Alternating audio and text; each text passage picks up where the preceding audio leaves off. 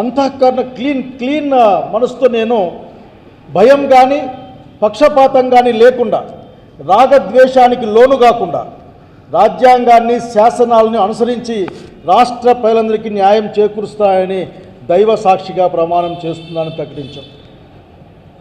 గుర్తెచ్చుకోవాలా, 40 ఏళ్ళ ఇండస్ట్రీ మీది. అఫ్కోర్స్ అన్న చెప్పినట్లు ఆఖరికి మీరు మొదటి ముఖ్యమంత్రి పదవిని రాజ్యాంగబద్ధంగా కాకుండా ఇంకో విధంగా దాన్ని సంపాదించిన విషయం మామగారిని నెట్టేసి తెచ్చుకునే విషయాన్ని ఇక్కడ గుర్తు తెచ్చుకుంటున్నాం, అంతే అవసరం వచ్చింది కాబట్టి. ఇంత సుదీర్ఘ అనుభవం ఉన్న మీరు ఏం మాట్లాడుతూ ఉన్నారు? అధికారంలోకి వచ్చిన తర్వాత మీ యొక్క ప్రవర్తన కానీ మీ యొక్క రియాక్షన్స్ కానీ లేదా ప్రజలకు మీరు ఏం చెప్పాలనుకుంటున్నారు కానీ అది ముఖ్యమంత్రి స్థాయికి తగ్గి ఉన్నాయనే విషయాన్ని స్పష్టంగా చెప్పాలనుకుంటా ఉన్నాం. ఏదైతే రాజ్యాంగబద్ధంగా ఉన్న అంశాలని ఆర్టికల్ 14 ప్రకారం రాజ్యాంగం ముందు ఈ దేశంలో అందరూ సమానమే, అన్నిటినీ పొందడానికి సమానమే అని చెప్పిన తర్వాత మీరు అత్యంత కక్షపూరితంగా ముఖ్యమంత్రి హోదాలో దాదాపు ఫలానా వాళ్ళందరికీ వైఎస్ఆర్సీపీ కార్యకర్తలు ఎవరికి కూడా ఇవ్వమని మీరేం మాట్లాడతారు? మీ వాగ్దానాలు అట్లాగే ఉన్న వాస్తవాలు వీటిని తప్పించుకోవడం కోసం మీరు మాట్లాడుతూ ఉంటారు. మీ నాయకత్వంలో రాష్ట్రం కుదేలైపోతూ ఉంది, అన్ని అబద్ధాలు చెప్తా ఉన్నారు.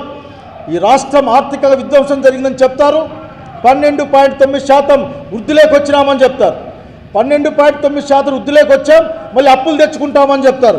ఎవరికి ఎంత ఇస్తారో తెలియదు, ఏమిస్తారో తెలియదు. కేవలం అంకెల గారడి మాటల గాడి తప్ప మాకేం కనపడలేదు. దాన్ని తప్పించుకోవడం కోసం అసలు జీతాలు ఎంత ఇస్తున్నారు మీరు, ప్రజలకు ఎంత ఖర్చు పెడతారో కూడా చెప్పాల్సిన టైంలో మీరు ఇటువంటి మాటలు మాట్లాడుతూ ఉన్నారు.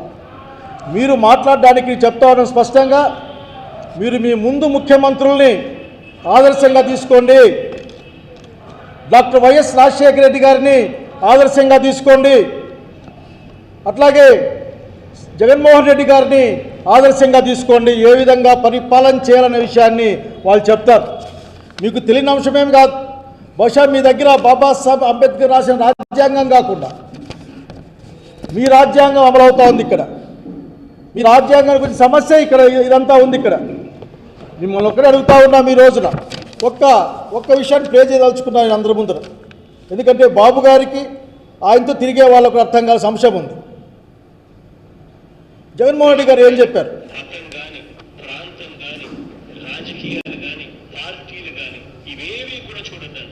అర్హత ఉన్న ప్రతి ఒక్కరికి ఇది చేరాలి. మనకు ఓటు వేయని వాళ్ళకు కూడా మనం మంచి చేయాలి.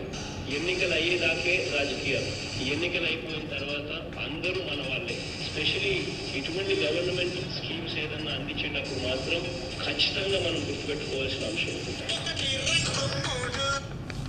ఇంత స్పష్టంగా మీరు జగన్మోహన్ రెడ్డి గారి దగ్గర ప్రజా పరిపాలన అంటే ఏందో అర్థం చేసుకునే ప్రయత్నం చేయాలి. వెళ్ళి మీరు ముఖ్యమంత్రిగా మీరు ఒక విషయాన్ని గుర్తు చేస్తున్నా నేను. మీరు ఈ రాష్ట్ర ప్రజలకు నాయకుడిగా ఉంటారు. ఇది రాజ్యాంగంలో చెప్పబడింది, దాన్ని ఇంప్లికేషన్ కూడా ఉంది. ముఖ్యమంత్రి స్థానం, ముఖ్యమంత్రి